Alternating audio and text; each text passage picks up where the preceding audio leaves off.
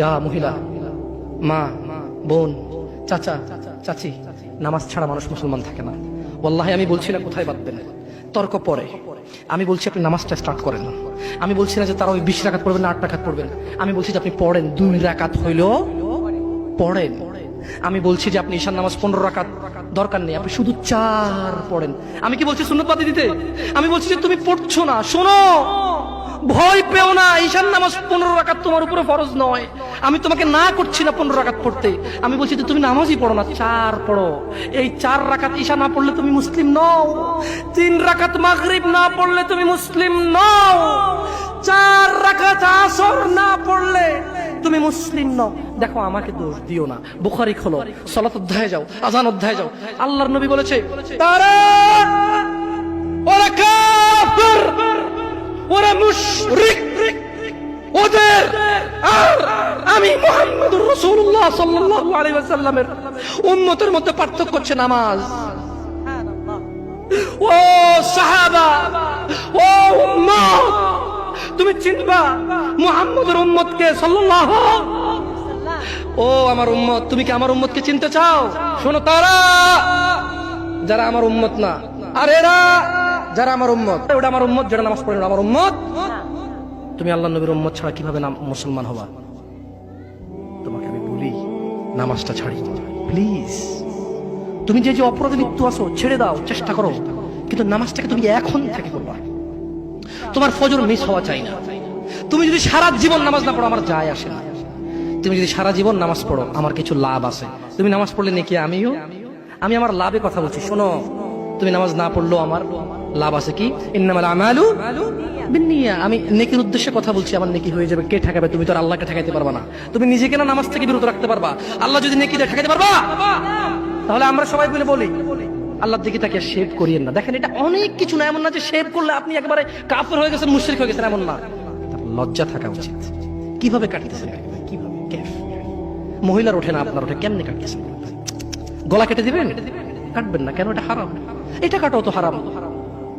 শুকর খাওয়া কি হারাম? এই যুবক, তুমি দাও, সবাই লক্ষ্য করবেন না, ওকে কেউ ভিডিও করিও না, পরে লজ্জা পাবে ইন্টারনেট আসলে। তোমাকে এখন শুকরের মাংস দেবো, খাবা? কেন খাবা না?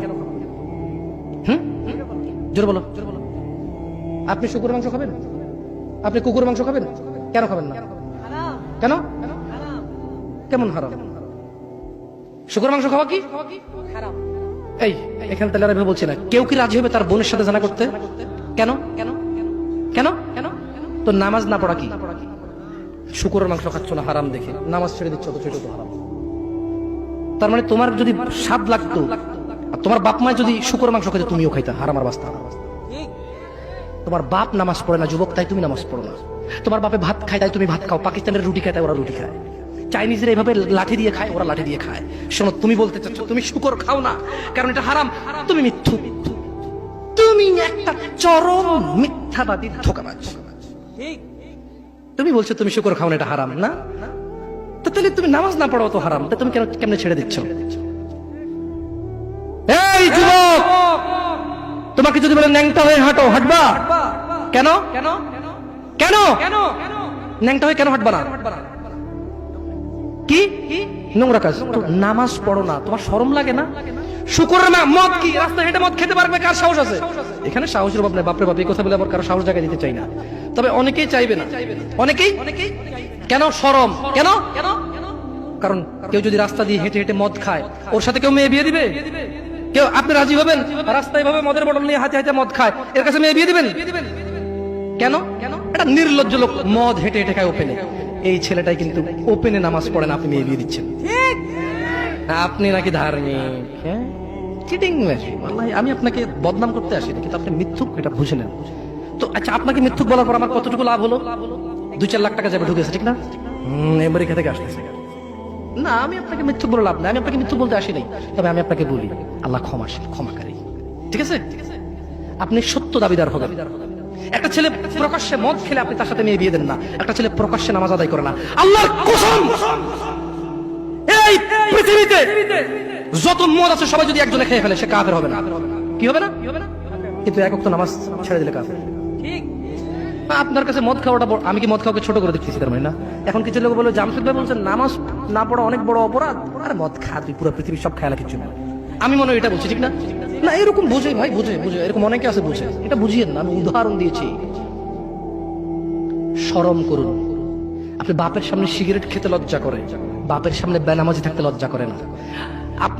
আপনারা আপনার স্ত্রীদের সাথে যে ঘুমান, ছেলে সন্তানের সামনে ঘুমান, লজ্জা করে, কিন্তু ছেলের সামনে বেনামাজি থাকেন, লজ্জা করে না। আপনি বুঝেন এই পৃথিবীতে লা ইলাহা ইল্লাল্লাহ বলার পরে, লা ইলাহা ইল্লাল্লাহ বলার পরে, ওয়া আন্না মুহাম্মাদুর রাসূলুল্লাহ বলার পরে শিরক, আল্লাহর সাথে অংশীদারিত্ব হচ্ছে সবচেয়ে বড় অপরাধ। ঠিক আছে? এরপরের কাজ হচ্ছে সালাহ, এরপর কাজ কি? নামাজ। এরপর কাজ কি? নামাজ। আপনি জানেন এই নামাজ না পড়লে মানুষ কাফের হয়ে যায়, অথচ মানুষ ন্যাংটা হয়ে হাঁটতে লজ্জা পায়, মানুষ প্রকাশ্যে মদ খেতে লজ্জা পায়, মানুষ প্রকাশ্যে দাঁড়িয়ে পেশাব করতে লজ্জা পায়, মানুষ প্রকাশ্যে প্রেমিকের সাথে কথা বলতে লজ্জা পায়, মানুষ বাপের সামনে সিগারেট খেতে লজ্জা পায়, মানুষ প্রকাশ্যে শুকর মাংস খাবে না, মানুষ প্রকাশ্যে সিগারেট খায় না, মানুষ প্রকাশ্যে গাঁজা খায় না, মানুষ প্রকাশ্যে নাচে না, মহিলারা প্রকাশ্যে গোসল করতে লজ্জা পায়, পুরুষরা প্রকাশ্যে পায়খানা করতে লজ্জা পায়, কিন্তু কেউ এত জঘন্যতম অপরাধ যা না করলে কাফের হয়ে যায়, প্রকাশ্যে সবাই আজান চলে, কেউ মসজিদে আসে না, কেউ লজ্জা পায় না। তাহলে দুনিয়া কি বলেন তো? তুচ্ছ খেলতামাশা। নামাজটাকে ঠিক করেন। যদি আল্লাহ আমাকে বাঁচায় রাখে আগামী বছর আনলে, আজকে পরিচয় দিয়ে গেলাম। কি দিয়ে গেলাম? আমার নাম জামশেদ মজুমদার, এটাই আমার চলে, কোনো আলেম মোল্লা মুন্সি তেমন কিছু না, কোন রকমের যা পারি তা বলি। যদি আপনাদের প্রয়োজন হয় ভবিষ্যতে ডাকবেন। আজকে আল্লাহ ভীতি নিয়ে কথা বলে গেছি, পরবর্তী সময় আসলে ইনশাআল্লাহ কোন আমাল করলে মানুষ জান্নাতে যাবেই যাবে এটা নিয়ে কথা বলবো ইনশাআল্লাহ।